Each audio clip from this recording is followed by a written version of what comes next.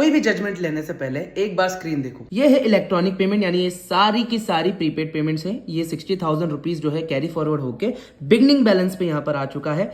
इस वीक में यानी 4 से 11 के वीक में मैंने 38,000 की सेल्स करी। रिफंड्स, जितने भी रिफंड्स आए थे उसका इन्होंने अमाउंट काट लिया है। एक्सपेंस जो भी मैंने एडवर्टाइजमेंट एक्सपेंस करे, डील्स चलाई है, कोई भी एक्सपेंस करे प्रमोशनल, वो सब इन्होंने काट लिए।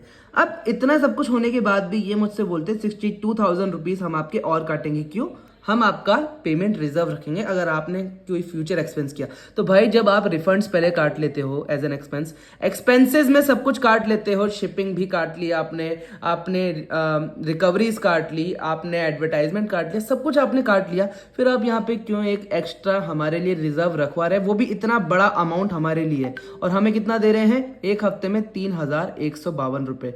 भाई हम कैसा करेंगे? इसके नीचे इन्होंने 0 रुपीज दिए हैं। बहुत टाइम बाद इन्होंने 32,000 रुपए दिए थे, लेकिन इससे एक हफ्ते में देने का तो कोई मतलब नहीं बनता, बिकॉज हमारा माल आना, इतना पैसा रिजर्व करके रखते हैं कि हम हमारा बिजनेस अच्छी तरह कर ही नहीं पाते। यही मैं आपको बात बताता हूँ। अब सीओडी की जिन्होंने भी पोस्ट पेड प्रोडक्ट परचेज करे होंगे, ये कभी हमें दे रहा है 1,600 रुपये, कभी हमें दे रहा है, ये एक बार दे दिया इन्होंने 10,000 रुपये।